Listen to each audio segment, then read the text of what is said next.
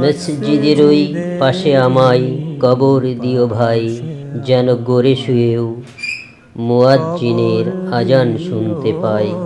জাতীয় কবি কাজী নজরুল ইসলামের সমাধির পাশে চিরনিদ্রায় শায়িত হলেন বাংলাদেশের আরেক বিদ্রোহী ইনকলাব মঞ্চের মুখপত্র ওসমান হাদি।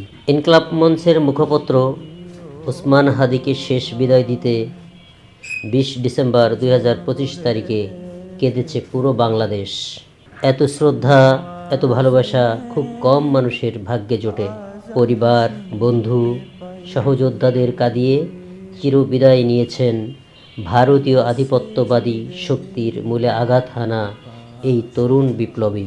কাপুরুষের একটি মুনাফেকি বুলেট থামিয়ে দিয়েছে ওসমান হাদির একটি কণ্ঠ। কিন্তু অবাক দিন দেখল বাংলাদেশ, দেখল বিশ্ব। সেই একজন হাদির কণ্ঠ মুহূর্তে রূপান্তরিত হলো কোটি কণ্ঠে। রাজপথে কেঁদেছে সহকর্মী, সহযোদ্ধা, বন্ধু বা শুভাকাঙ্ক্ষীরা, আর অন্দরে কেঁদেছে মা বোন সহ কোটি কোটি শুভাকাঙ্ক্ষী নারীরা। শিশু, কিশোর, যুববৃদ্ধ, ধর্ম, বর্ণ, রাজনৈতিক বিভেদ ভুলে সবাই কেঁদেছে নীরবে। প্রধান উপদেষ্টা প্রফেসর ইউনূস সহ দেশের অভিভাবকদের চোখের পানি ইতিহাসের অংশ হয়ে গেল। হাদি সমাহিত হলেন জাতীয় কবির সমাধির পাশে। প্রেরণার কবি, দ্রোহের কবি যেন বুক চেতিয়ে গ্রহণ করলেন আধিপত্যবাদী চেতনা বিরোধী, আধিপত্য বিরোধী চেতনার অনাদিকালের কণ্ঠস্বর হয়ে ওঠা হাদিকে।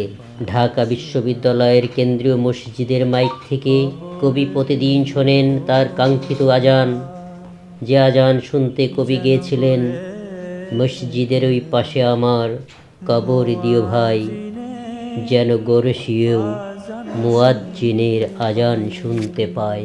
আর হাদি চেয়েছিলেন কবির দ্রোহের অগ্নিশিখা হয়ে জ্বলতে, যিনি আবৃত্তি করেছেন আমি সেই দিন হব শান্ত, যবে উৎপীড়িতের ক্রন্দন রোল আকাশে বাতাসে ধ্বনিবে না। ক্যাম্পাসের প্রিয় মসজিদে শান্ত কবরে হাদি শায়িত হলেন, কিন্তু দ্রোহের আগুন জ্বালিয়ে গেলেন লাখো হাদিদের বুকে। অনাগতকালের সেই হাদিদের বুকে শান্ত কবর থেকে কবির পাশাপাশি হাদি দ্রোহের বার্তা ছড়াবেন, যা নতুন বাংলাদেশের পথ চলায় স্বপ্ন দেখাবে।